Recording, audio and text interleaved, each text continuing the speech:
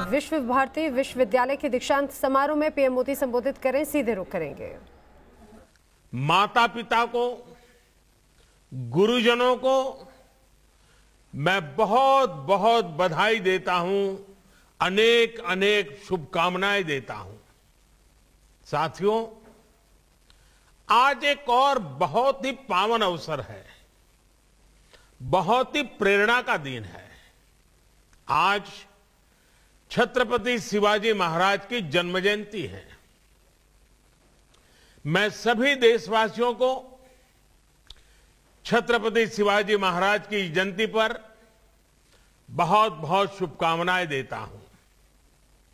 गुरुदेव रविंद्रनाथ टैगोर जी ने भी शिवाजी उत्सव नाम से वीर शिवाजी पर एक कविता लिखी थी। उन्होंने लिखा था, कौन दूर शताब्देर, कौन दूर शताब्देर, कौन एक अख्यात दिवसे, नाही जानी आजी, नाही जानी आजी। मराठार कौन, शोयले एरंडेर, अंधकारे बसे। हे राजा शिवाजी, तब भाल उद्यासियाए भावना, तैत प्रभावत ऐसे छिल नामी। एक धर्म राज्य पाशे, एक धर्म राज्य पाशे, खंड छिन्न विक्षिप्त भारत, बंधे दिव आमी। यानी एक शताब्दी से भी पहले किसी एक अनाम दिन, मैं उस दिन को आज नहीं जानता, किसी पर्वत की ऊंची चोटी से, किसी घने वन में, ओ राजा शिवाजी, क्या ये विचार आपको एक बिजली की रोशनी की तरह आया था? क्या ये विचार आया था कि छिन्न भिन्न इस देश की धरती को एक सूत्र में पिरोना है? क्या मुझे इसके लिए खुद को समर्पित करना है? इन पंक्तियों में छत्रपति वीर शिवाजी से प्रेरणा लेते हुए भारत की एकता, भारत को एक सूत्र में पिरोने का आह्वान था। देश की एकता को मजबूत करने वाली इन भावनाओं को हमें कभी भूलना नहीं है। पल पल, जीवन के हर कदम पर देश की एकता, अखंडितता के इस मंत्र को हमें याद भी रखना है, हमें जीना भी है। यही तो टैगोर का हमें संदेश है। साथियों, आप सिर्फ एक विश्वविद्यालय का ही हिस्सा नहीं है, बल्कि एक जीवंत परंपरा के वाहक भी है। गुरुदेव अगर विश्व भारती को सिर्फ एक यूनिवर्सिटी के रूप में देखना चाहते तो वो इसको ग्लोबल यूनिवर्सिटी या कोई और नाम दे सकते थे, लेकिन उन्होंने इसे विश्व भारती विश्वविद्यालय नाम दिया। उन्होंने कहा था, Vishwa Bharati acknowledges India's obligation to offer to others the hospitality of her base culture and India's right to accept from others their best। गुरुदेव की विश्व भारती से अपेक्षा थी कि यहां जो सीखने आएगा वो पूरी दुनिया को भारत और भारतीयता की दृष्टि से देखेगा। गुरुदेव का ये मॉडल ब्रह्म, त्याग और आनंद के मूल्यों से प्रेरित था। इसलिए उन्होंने विश्व भारती को सीखने का ऐसा स्थान बनाया जो भारत की समृद्ध धरोहर को आत्मसात करे, उस पर शोध करे और गरीब से गरीब की समस्याओं के समाधान के लिए काम करे। ये संस्कार में पूर्व में यहां से निकले छात्र छात्राओं में भी हमें दिखता है और आपसे भी देश की यही अपेक्षा है। साथियों, गुरुदेव टैगोर के लिए विश्व भारती सिर्फ ज्ञान देने वाली, ज्ञान परोसने वाली एक संस्था मात्र नहीं थी। ये एक प्रयास है भारतीय संस्कृति के शीर्षस्थ लक्ष्य तक पहुंचने का, जिसे हम कहते हैं स्वयं को प्राप्त करना। जब आप अपने कैंपस में बुधवार को उपासना के लिए जुड़ते हैं तो स्वयं से ही साक्षात्कार करते हैं। जब आप गुरुदेव द्वारा शुरू किए गए समारोह में जुड़ते हैं तो स्वयं से ही साक्षात्कार करने का एक अवसर प्राप्त होता है। जब गुरुदेव कहते हैं आलो अमार आलो ओगो आलो भुवन भारा, तो ये उस प्रकाश के लिए ही आह्वान है जो हमारी चेतना को जागृत करती है। गुरुदेव टैगोर मानते थे विविधताएं रहेगी, विचारधाराएं रहेगी, इन सब के साथ ही हमें खुद को भी तलाशना होगा। वो बंगाल के लिए कहते थे बांग्लार माटी बांग्लार जल, बांग्लार वायु बांग्लार फूल, पुण्य हो पुण्य हो पुण्य हो हे भगवान।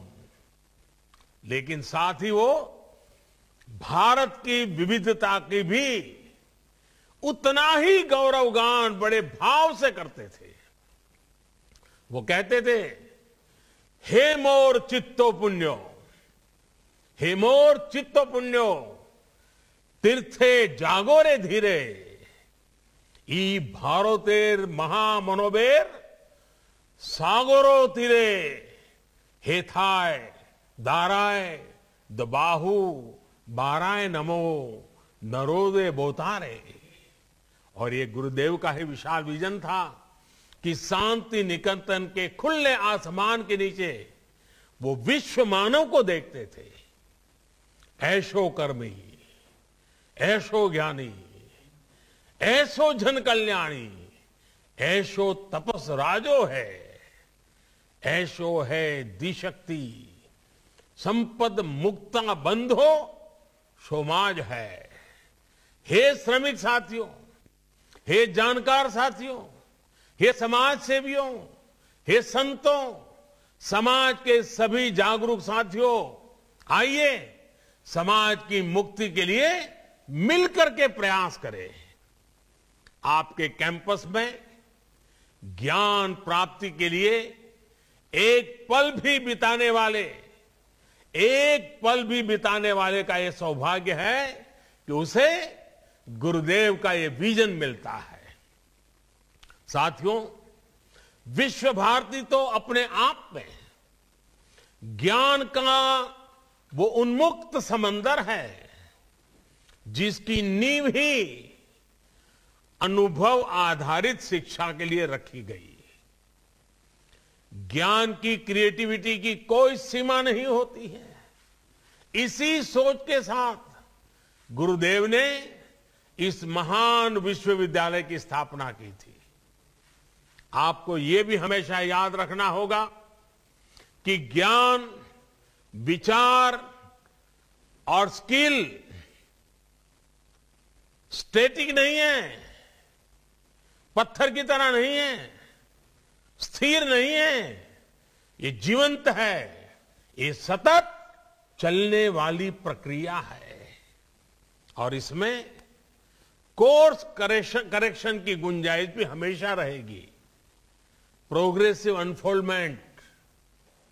लेकिन नॉलेज और पावर दोनों रिस्पॉन्सिबिलिटी के साथ आते हैं।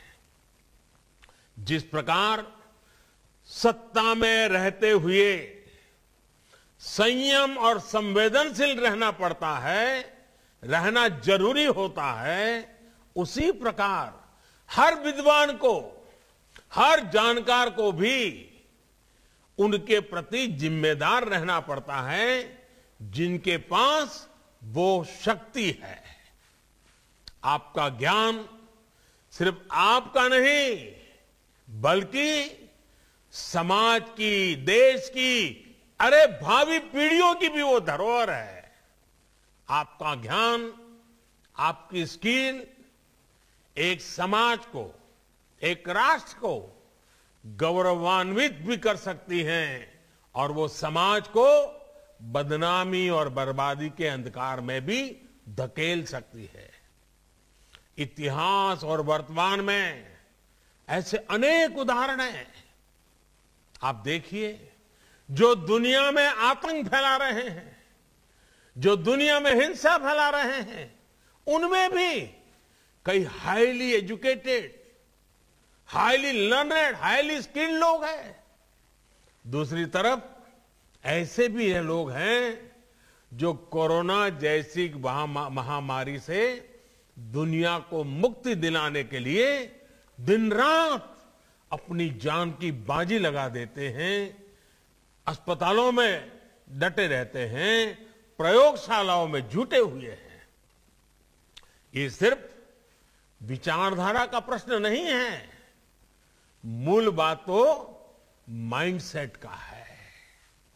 आप क्या करते हैं इस बात पर निर्भर करता है कि आपका माइंडसेट पॉजिटिव है या नेगेटिव है। स्कोप दोनों के लिए है, रास्ते दोनों के लिए ओपन है। आप समस्या का हिस्सा बनना चाहते हैं या फिर समाधान का, ये तय करना हमारे अपने हाथ में होता है।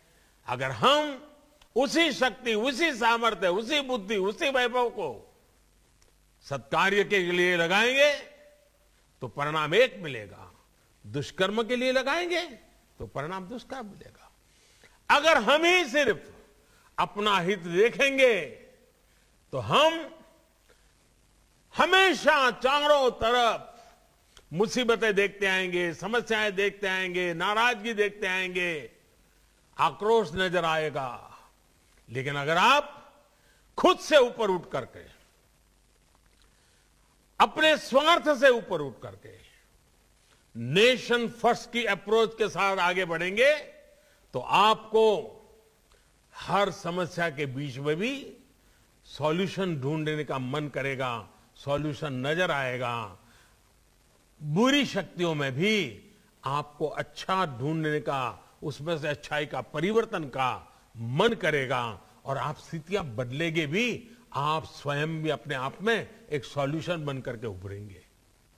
अगर आपकी नीयत साफ है और निष्ठा मां भारती के प्रति है तो आपका हर निर्णय, आपका हर आचरण, आपका हर कृति किसी न किसी समस्या के समाधान की तरफ ही बढ़ेगा। सफलता और असफलता हमारा वर्तमान और भविष्य तय नहीं करती है। हो सकता है आपको किसी फैसले के बाद जैसा सोचा था वैसा परिणाम न मिले, लेकिन आपको फैसला लेने में डरना नहीं चाहिए। एक युवा के रूप में, एक मनुष्य के रूप में जब कभी हमें फैसला लेने से डर लगने लगे तो वो हमारे लिए सबसे बड़ा संकट होता है। अगर फैसले लेने का हौसला चला गया तो मान लीजिएगा आपकी युवानी चली गई है, आप युवा नहीं रहे हैं। जब तक भारत के युवा में नया करने का, रिस्क लेने का और आगे बढ़ने का जज्बा रहेगा, तब तक कम से कम मुझे देश की भविष्य की चिंता नहीं है। और मुझे जो देश युवा हो, 130 करोड़ आबादी में इतनी बड़ी तादाद में युवा शक्ति हो, तो मेरा भरोसा और मजबूत हो जाता है। मेरा विश्वास और मजबूत हो जाता है।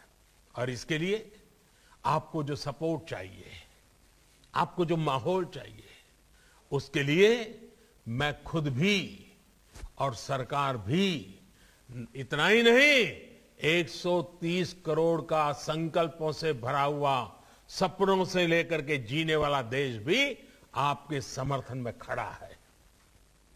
साथियों, विश्व भारती के 100 वर्ष के ऐतिहासिक अवसर पर जब मैंने आपसे बात की थी, तो उस दौरान भारत के आत्मसम्मान और आत्मनिर्भरता के लिए आप सभी युवाओं के योगदान का जिक्र किया था। यहां से जाने के बाद जीवन के अगले पड़ाव में आप सभी युवाओं को अनेक तरह के अनुभव मिलेंगे। साथियों, आज जैसे छत्रपति शिवाजी महाराज की जयंती का हमें गर्व है, वैसे ही मुझे आज धर्मपाल जी की याद आती है। महान गांधीवादी धर्मपाल जी, आज महान गांधीवादी धर्मपाल जी की भी जन्म जयंती है। उनकी एक रचना है, the beautiful tree indigenous Indian education in the 18th century.